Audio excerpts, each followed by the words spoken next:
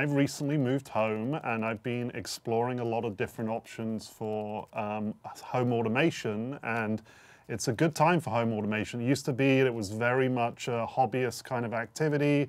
There was these systems called X10 that required a lot of kind of technical know-how, but things have gotten a lot easier, a lot cheaper, and frankly the quality's gone really high up as well. So I'm going to show just a couple of things that I implemented that I was really happy with. The first one is Dropcam.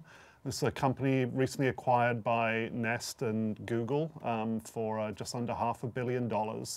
And really what it is a super high quality home webcam that you can just plug into the wall and away you go. There's two models. There's a Dropcam Pro that has night vision and HD, and I think a slightly less high resolution and without the HD features for a smaller price point. But $200 is a pretty reasonable price to pay for kind of this very simple plug and play. It connects to your Wi-Fi network and instantly starts streaming. So I actually have 3 of these cameras at my home, so I can look at the back of the house, the front door, and the driveway. And you can choose whether to share it, like my mum likes to watch how the garden's doing, so I can share it with my mother. Do you live with your mother? No, I don't, but she would like to, and this way she can live vicariously, and I don't have to do that. But here, if I click on, say, the front door, we can see this is actually kind of a little video recording of the last up to 30 days, actually.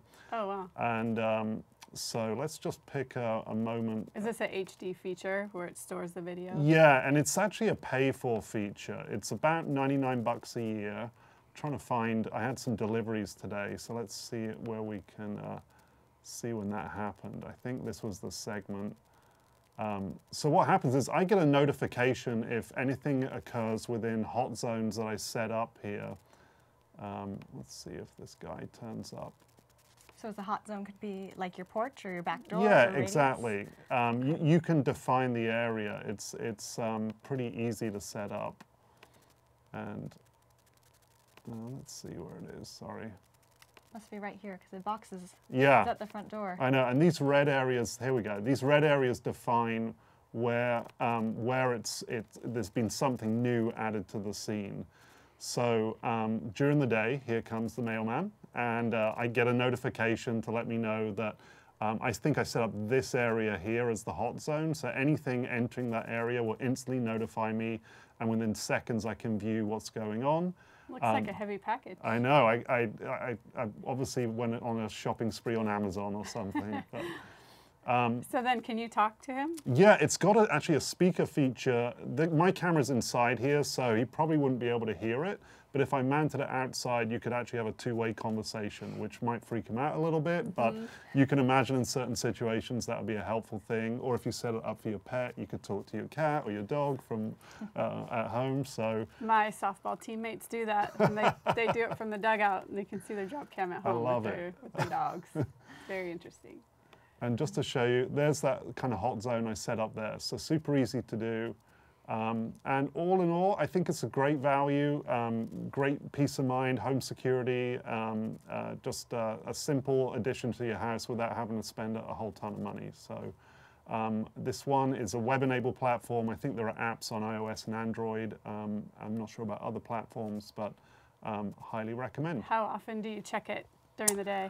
You know, initially I was checking it a lot just because of the novelty factor. And I must say it takes a while to get the sensitivity right. Sometimes it was just texting too much, so you're getting kind of these false positives. But I probably, at least once or twice a day, I'll just check in to see what's going on. So, yeah.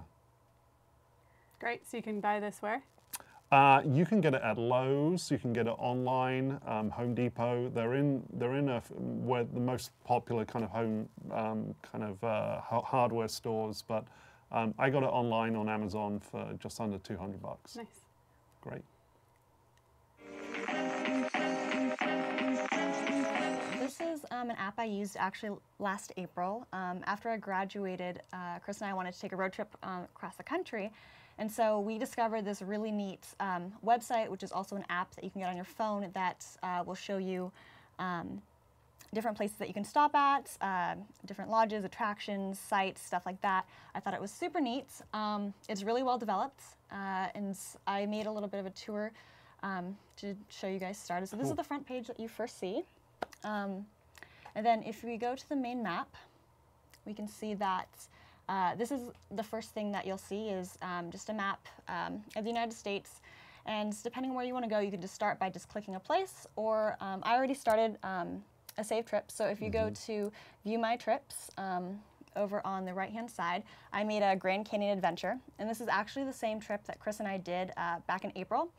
And so this will show you exactly where you go, what you want to do, all the different attractions that you see. So we originally wanted to go to the Grand Canyon. Does it have gas? Yeah, it calculation? totally does. Oh, wow. Oh, wow. You can set your fuel range to see like however many miles a gallon you get, and things like that, whether you're looking for diesel or for gas. It doesn't have an electric feature yet, but I would imagine that's something that would be probably coming up pretty soon, especially with the introduction of a lot of new electric cars. Did it come up with multiple routes for you to follow, or are these routes that other people have kind of done before? It shows you the fastest route to get there, but you can choose to avoid certain areas. Yeah. So like one of the things that we noticed that was from stop 3 all the way up to back to Seattle, that was just a straight shot on I-5, and that was a really, really long drive. So if we were going to do this again, we would probably avoid a lot of that and maybe drive up the coast, which would have been a lot more scenic of a drive. So you can kind of customize it to however you want. So when we made this trip, we originally planned to go to Las Vegas, which is down there at the number 2. But one of the things that popped up on this website was a suggestion to go to Arches National Park. And so stop number 1 is in the Moab Desert. And then if you click on that, you can see a little bit of information about the park. You scroll down, you can see the pictures, the description of the park, different reviews, pictures that other people have posted. Are these editorialized? Do they have editors that are creating the content, or is it people creating it? Yeah, there's an official description that's made by Roadtrippers, and then people can go in and add their own reviews as they view it. And so and upload photos. It looks like, you definitely can. And as you have your account, as you upload photos, it'll also track it to say that, oh, neat, so you've been here, you've been this places, here's your reviews. So that's pretty standard of the site. Great. You can also say in the, next to the little add to trip button, there's a little check mark, and if you click on that, it says that I have been here, so it remembers that you've been to this place or not. So it's kind of a nice memento you can share out with people. Yeah, absolutely. And actually, this was an absolutely beautiful place. I would totally recommend going here again. I haven't heard of it. Yeah. How do they make money? How does Roadtrippers? What's their business model? So I believe what they do is small businesses or tourist attractions can pay to have their stuff advertised.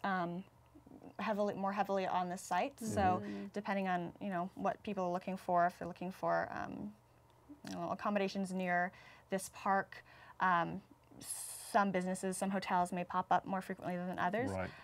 I also heard that I think it was back in 2012, they were trying to partner with hotels and trying to get people to, or trying to get hotels to be able to book hotels through this website, which also would be very convenient because that way you can just go and stop as you need to through your trip. I could see this being a Expedia killer. It's a new way to plan a trip. Yeah. And if you plan out where you want to go, because right now it's separate from Expedia, right? Research and booking are separate. So it sounds like they're trying to add in the booking aspects to the research part of this tool. Yeah. It'd be interesting to see if they can. Or maybe an acquisition by an Expedia, right? If they're focusing on road trip and hotel, well, they don't focus so much on the road trip side of it today, other than hotel booking. This would actually be great content and good feature set for them to drive more traffic to people traveling domestically or not on flights. And they have U.S., Canada, and Mexico right now. And last I checked this website, they're trying to get an Australia and a European Roadtrippers.com going as well, that would be handy. Which would be also really neat if you're going to go, overseas. All right, so Then back to the main map page. So some of the, let's see. So down through Arches was our first stop, and then over to Las Vegas. We stayed a couple nights there. You can also click on up at the up in the top left-hand side, right underneath the web bar. There's a bar that you can shows you what's on your route and what's near it. So say you want accommodations. If you go ahead and click that button, you can choose what kind of accommodation you want. And so you can look for, you know, something fancy, something with a spa, anything like that. So we just did really basic chain hotels, but if you wanted to go to like a spa, you could click on that, and that would show you different places along your route that you could go. So in Las Vegas, for one, you could find one and compare the prices, see different reviews. And also at the bottom, there's all the pictures of the hotel, so you can kind of see a visual of exactly where it is that you want to stay.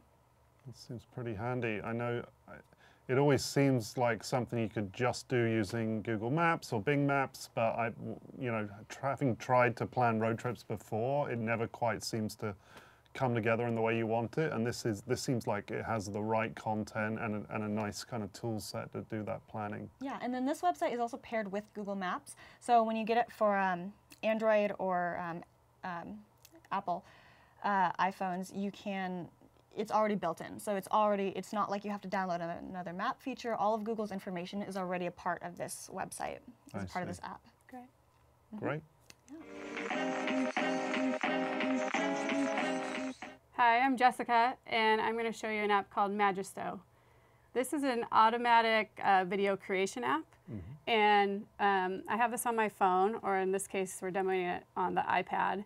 And what you can do is you go around, you take videos, you take photos throughout your day, and then this helps you easily edit those together into a nice, looks professionally created video. Is that what you were doing earlier, wandering around? It is, and you'll see you'll see the effects of that later. Wonderful. So this is a start screen, and it allows you to shoot a video from here or select footage. I think this shoot a video feature was added when they added Instagram integration, so it helps you shoot a 15-second video. But we're going to go ahead and select footage from the iPad. Pick camera roll. And so this is all the footage on my iPad, nicely organized by the day that I took the pictures or the video. So let's go ahead and pick the information from October 20th and then May 14th. And this just give you an idea of the 8 nights in B47 Studios. So go ahead and click Next.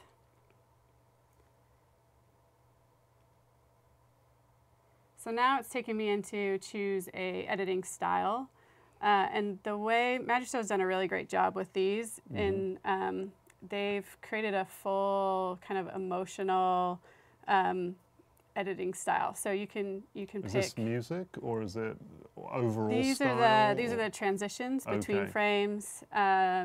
You'll see they've the OMG at the top. Yeah. It's got all sorts of graphics on it. Yeah. Rock on. You can see kind of the ripped edge. So you can sort of get a sense of what you're getting when you click it. Right. So let's go ahead and try out the rock on editing theme, and then this gives you songs associated that they think match those themes.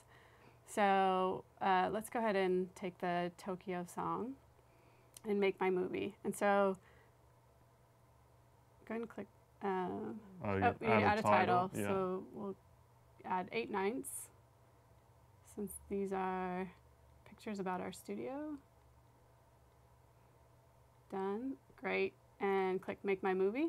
So that's videos, the theme, there was the song you picked, and then off you go.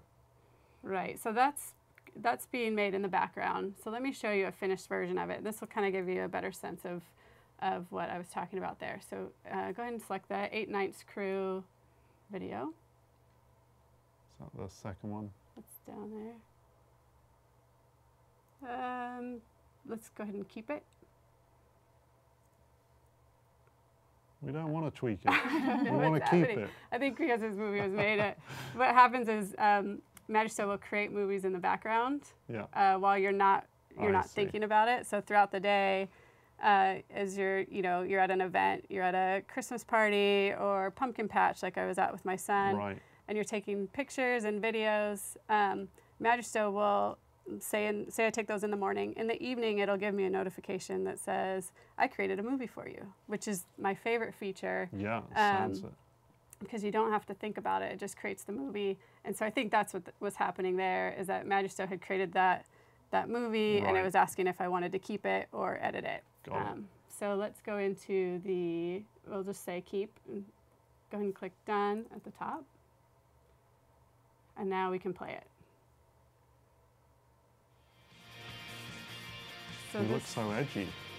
Right? This is Rock On, the Rock On theme. And so you didn't have to do anything. Who's that handsome fellow? You didn't have to do anything. It kind of figured out these transitions and pulled it all together. So that's nice in that you don't have to think about it, because that's always the thing that always stops me from like doing a lot of editing when I'm shooting anything on the phone or iPad.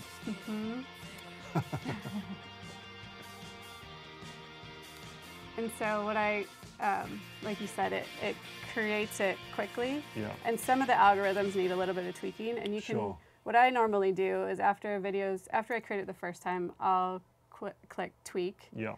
And I'll go through and I'll change a couple of pictures, maybe pull in a longer video or a shorter video, depending on how long. Like some of the videos, if it's 30 seconds of a dog, they may end up putting 15 seconds of that dog in there because they think it's a really important video, when all you want is like 3 seconds of the dog. And so if I swap out that video with a shorter video of the dog, then they automatically rejigger everything.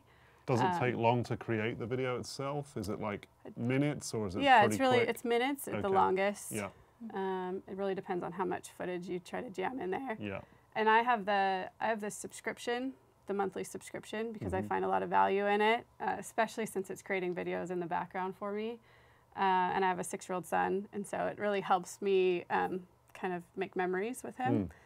So I've subscribed for $5 a month, and it looks like our new one's ready to play. So I subscribe for $5 a month, but if you don't subscribe, there is a free version, and for videos that you do want to download, you can pay 99 cents per video to actually download it. I see. That's a great I think the price. share features are free. I think Okay. you can create and share for free. That seems handy. So if it's something super important that you want to save for posterity, then 99 cents is a pretty good price for that. So this is available on iOS and Android, and I believe they're doing a window client beta right now. Great.